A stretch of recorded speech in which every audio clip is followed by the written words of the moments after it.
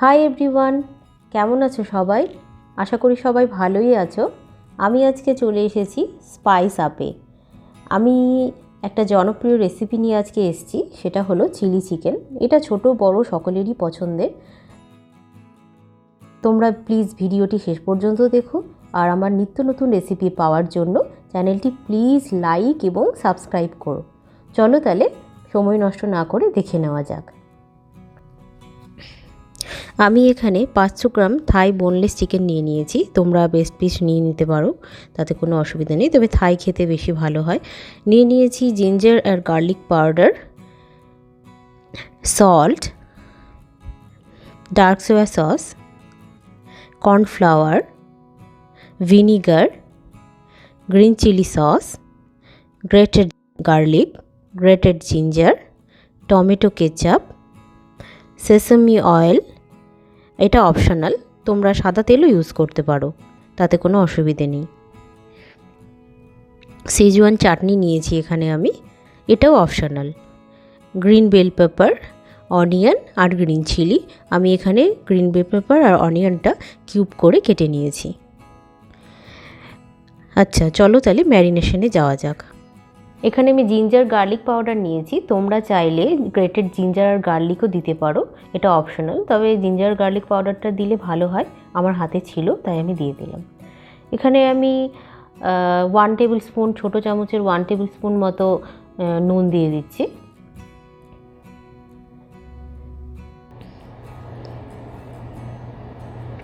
এবারে দিয়ে দিচ্ছি 1 টেবিল স্পুন মতো ভিনিগার।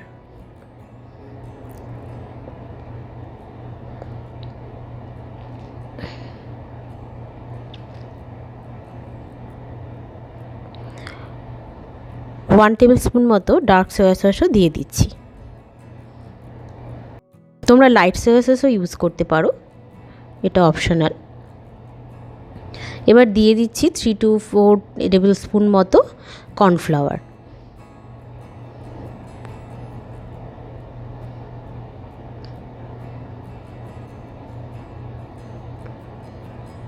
এখানে আমি একটা ডিম দেখিয়ে দিচ্ছি তোমাদের, আমি ভুলে গেছিলাম।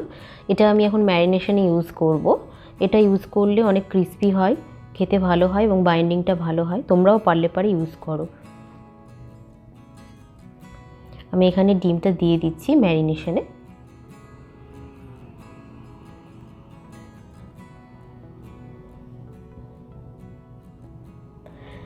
তার সাথে দিয়ে দিলাম 1 টেবিল স্পুন মতো ব্ল্যাক পেপার। এবার আমি চিকেনটাকে পুরো ম্যারিনেশন করে নেব। আচ্ছা, সমস্ত কিছু ভালো মতো মাখিয়ে নিয়েছি আমি এখানে। আমি এটাকে প্রায় আধা ঘন্টা মতো ম্যারিনেশন করে রাখবো। তোমরা চাইলে ইনস্ট্যান্টও করতে পারো, তবে ম্যারিনেশন করে রাখলে ভালো হয়। চলো তাহলে এবার রান্না শুরু করা যাক। আমি আধা ঘন্টা পর ফিরে এসেছি। আমি এখানে একটা কড়াই নিয়ে নিয়েছি, সেখানে বেশ কিছু পরিমাণে তেল দিয়েছি। এবার আমি ম্যারিনেশন করা চিকেনটা ডিপ ফ্রাই করব বলে। তেল আমার গরম হয়ে গেছে প্রায়। তেল গরম হয়ে গেলে আঁচটাকে মিডিয়াম আঁচে রেখে চিকেনগুলোকে এবার ফ্রাই করতে শুরু করব।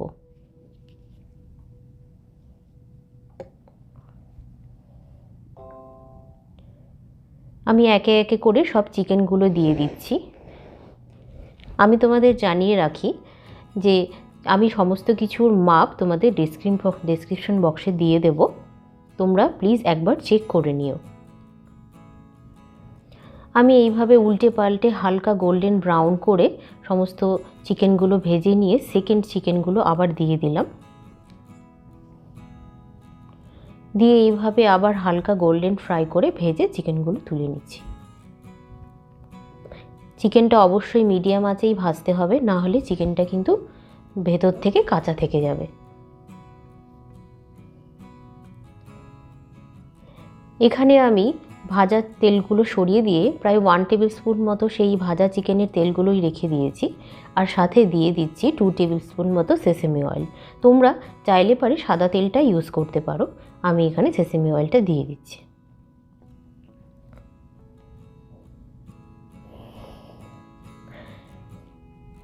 এরপর দিয়ে দিচ্ছি গ্রেটেড করা জিঞ্জার, গ্রেট করা গার্লিক দিয়ে আমি এবার ভালো করে নেড়ে ছেড়ে নিচ্ছি, যাতে করে হালকা কাঁচা গন্ধটা চলে যায়। এবারে দিয়ে দিচ্ছি 1 টেবিল স্পুন মতো সেজওয়ান সস বা চাটনি, দিয়ে দিচ্ছি 1 টেবিল স্পুন মতো ভিনিগার,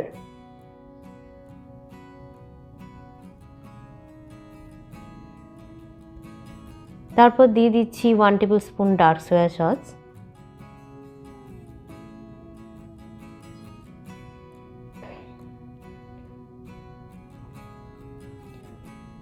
ভালো মতো নেড়ে চেড়ে নিয়ে এবার দিয়ে দিলাম কাট করা লঙ্কাগুলো।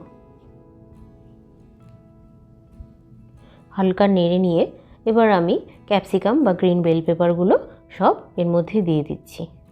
এবার আঁচটা ফুল আঁচেই রাখতে হবে, কারণ আমরা সকলেই জানি চাইনিজ খাবার ফুল আঁচেই হয়। লো আঁচে করতে গেলে ওভারকুক হয়ে গেলে সেটা আর ভালো লাগে না খেতে। হালকা ভেজে নিলাম, ভেজে নিয়ে এবার কিউব করা অনিয়নগুলো সব আমি এর মধ্যে দিয়ে দিচ্ছি। দিয়েই হাই ফ্লেমেই আমি এটাকে ভেজে নিচ্ছি। ভাজা হয়ে গেছে, এবার দিয়ে দিচ্ছি 1 টেবিল স্পুন কেচাপ। এবার এখানে আমি কর্নফ্লাওয়ার নিয়েছি, সেটাকে আমি এক সাইডে গুলিয়ে রেখে দিলাম, এটা গ্রেভিতে কাজে লাগবে।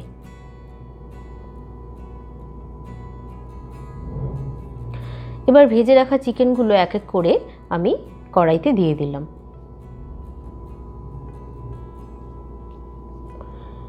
দেওয়া হয়ে গেছে, এবার আমি নেড়ে চেড়ে নিলাম।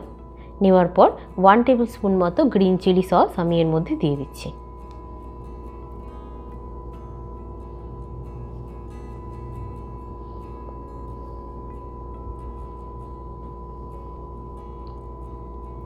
এবার আমি হালকা নেড়ে নিচ্ছি। এবার কর্নফ্লাওয়ার গোলার জলটা আমি এর মধ্যে দিলাম, দিয়ে মনে হলো আমার একটু এক্সট্রা জল লাগবে, তাই আমি কর্নফ্লাওয়ার গোলা জলটা বাটিটার মধ্যেই আবার একটু জল দিয়ে দিলাম। দিয়ে আমার রান্না প্রায় কমপ্লিট।